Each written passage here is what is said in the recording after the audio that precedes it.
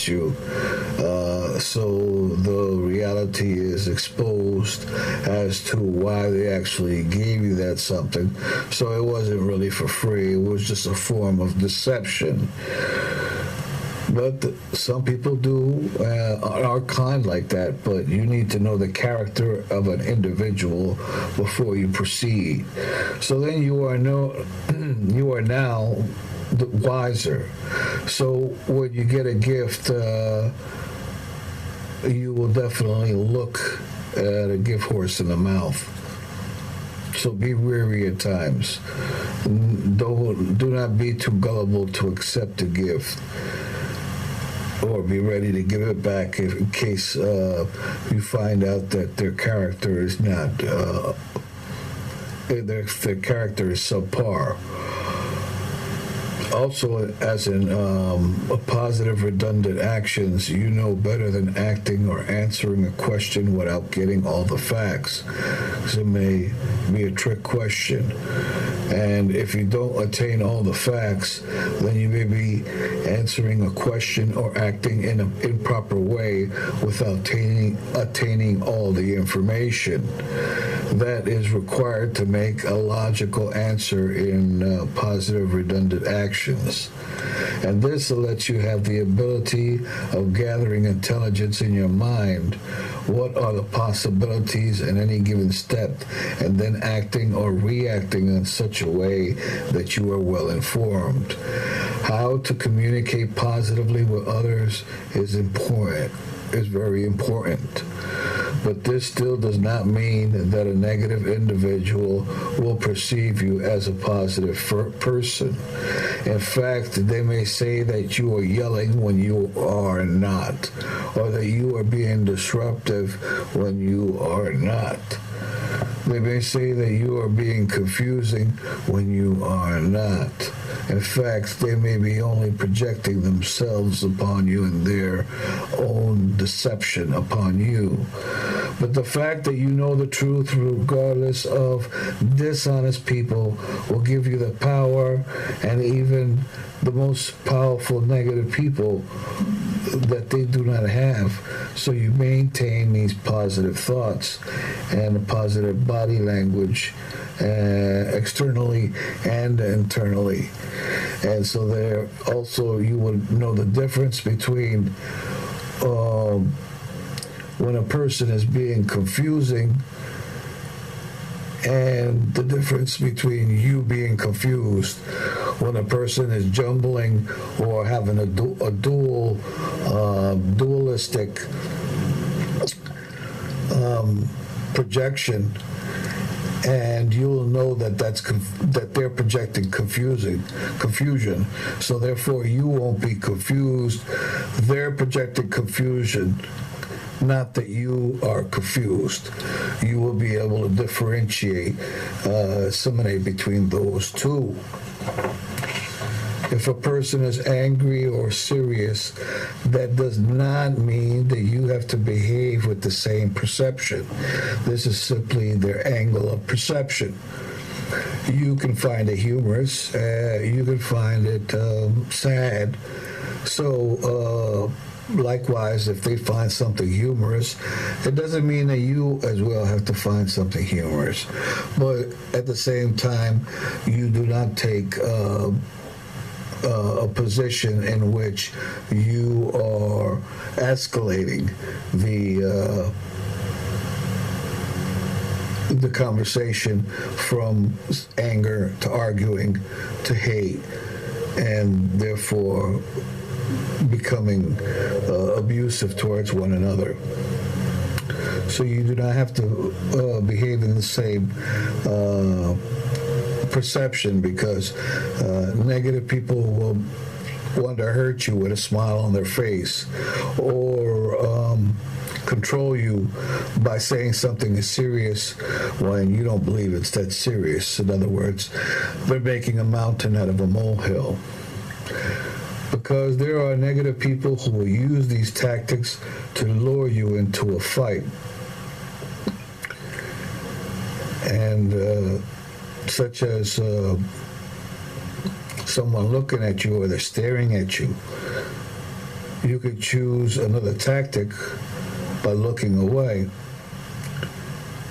Or if someone is staring at you in an angry manner, you can wait a couple seconds and then look away and not continue to stare back and escalate. Or kowtow because you feel afraid that this person is staring at you in an angry fashion. But to show the other person that they have no control over you, usually a staring tactic is done. It can be done on the street when someone is passing by, but you don't even know this person, so there is no animosity with them, although they may have animosity with you for some reason or other. But do not kowtow or continue on this pattern in which they're projecting. So you don't do as they do, but follow your own way and continue to focus on your objective and your procedure and your location, position, location, direction in which to fulfill your objective, because they are not your objective, but their objective is with you in order to project their negative. So their objective is the negative, while your objective is to achieve your goal and your objective and the procedure and the step. So they're trying to mislead you. Continue to stay focused. And so they're staring at you, and you continue.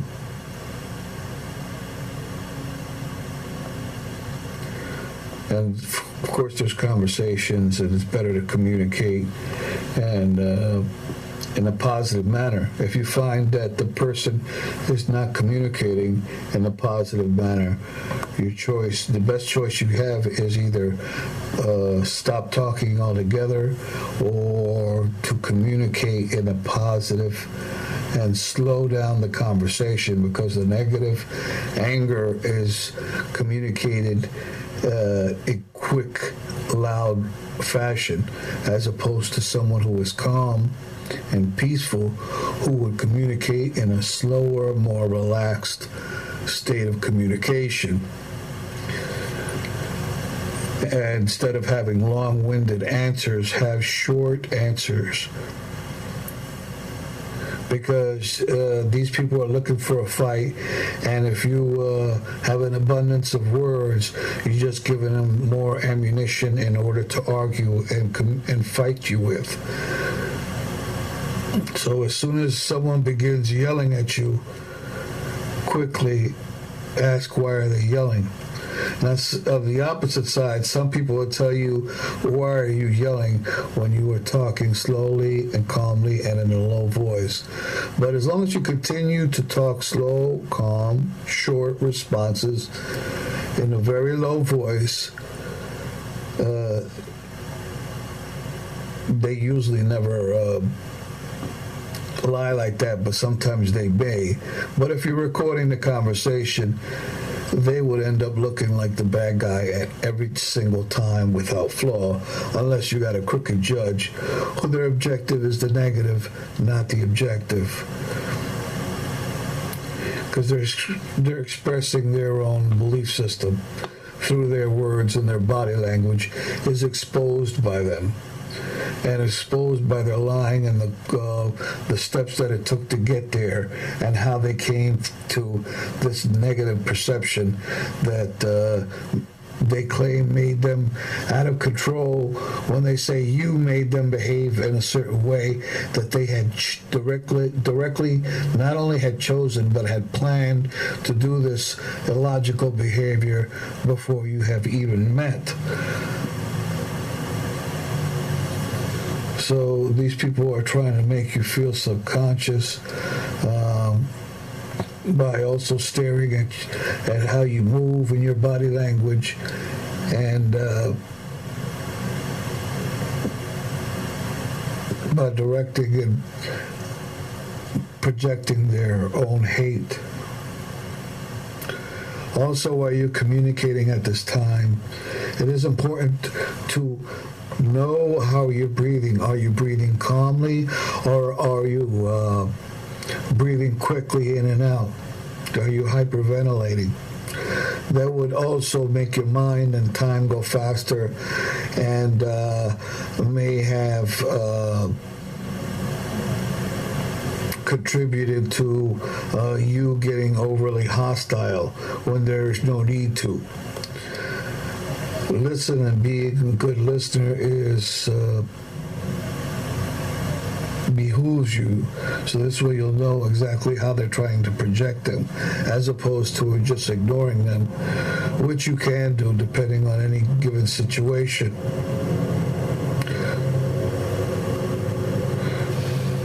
So if they're yelling at you, just be calm. And if they're talking too much, well, use very little words, 1 or 2 words, and not escalate the situation. Talking in a low voice, staying in the present, because some people continue to be in the past, and you can see when they're communicating in the past as if it's the present, they're worried about something that's in the past, or they're fearful about something in the future. In other words, their problem is with their erroneous sense of timing, and therefore behaving in an erratically and out of control, and wants to lure you into that erroneous sense of timing. So you can let what they're being said go through you and guiding the conversation in a positive manner, using positive words and staying in a low voice, because the further they continue on this negative, the worse they look, while the better you look, especially if you're recording it. But also know how it all started, because there's also the poking the bear. In other words, they poke you, you get angry, and then they'll be really nice, saying this guy's an animal. When he's not an animal, you just got finished poking him. You should be angry, but don't let your anger overtake how you respond and the way you respond, as opposed to just mimicking or mirroring their negative behaviors, actions, beliefs, and words. If another person begins to use a word that makes any situation erroneous or a lie, as in saying you're rude when you're not being rude, but you're being polite and you're being kind, instead of arguing, you may say you may want to simply relay back to them it's untrue, or asking how and in what way, and usually they'll explain it, or either not answer it or explain it in such a way as the way it wasn't. Negative people may say something in order for you to respond to what they are saying in a negative fashion. Use your best judgment as to when it is appropriate to respond, because they may be acting hysterically and not continuing on a path that's looking for peace, but instead looking for just someone to hurt. And if they're too loud, then generally I like to carry earplugs. It's easier to put a set of earplugs in your ears while they're yelling, as opposed to saying, well, can you just shut your mouth, or can you lower your voice, or even if you say, can you please lower your voice, and they would still be yelling. So in 1 second, without having to have them help me, I'll put some earplugs on. Just allow them to talk. This also allows the little bones in your ears to not vibrate on a level, because your vibration helps you to stay calm. It's recommended also for the police to have earplugs, that when people are being really loud and they're right next to them, just put the earplugs on. This allows them to not vibrate at that negative level, and would allow them to, after the situation, that they can calm down easier, because without the earplugs, the negative people That's how it works. It works through the vibration in your thoughts, and this energy that tries to overrun your being with that energy. It tries to overtake you. But if you know how it's projected through beliefs and through vibrations and through structure, you can easily defeat it by knowing ahead of time what to do, what not to do. If you don't have any earplugs, just stick your fingers in your ears and like, hey, excuse me, sir, I'm right next to you. Why are you yelling? And then they deny, I'm not yelling. Are you saying for them not to be angry? I don't even know if that even helps, because then they'll think you're trying to control them. They'll say, well, you don't control me. I got a right to be angry, and technically they got a right to be angry. But is it a logical anger, or is it that they're having just mental issues? They could have problems with their at home, and they're just looking for someone or anyone to take it out on. And you happen to be that person who showed up at the time. They could have been happy, and you showed up, and you could have got a different response from that individual.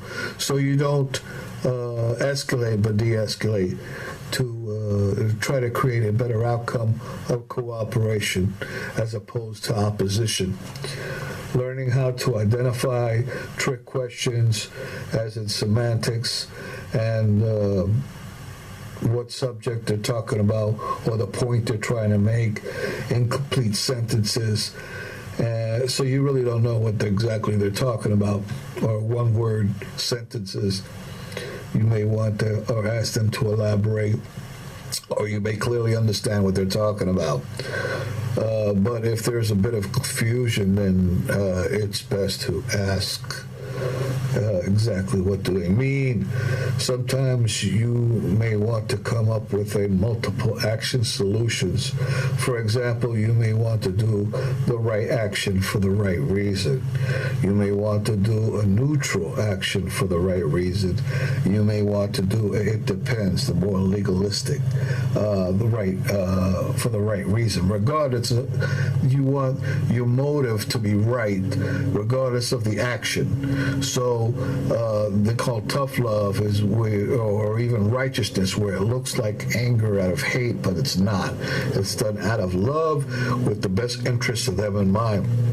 The opposite would be someone who appears to be righteous, but they're not righteous because their motive and their end solution is death. Oh, this, I'm going to kill them, and this, they deserve it, this, God wants me to do this and this, but their end motive is always death. And it is not love, and it's not looking for a peaceful solution, but instead looking for death. So regardless of the action itself, continue to stay on the base motive that is positive. Of course, the negative is the opposite. Regardless of the action, the motive and the objective is always negative. And so they're not looking to be helpful or to create a better outcome, but simply to hurt and cause pain.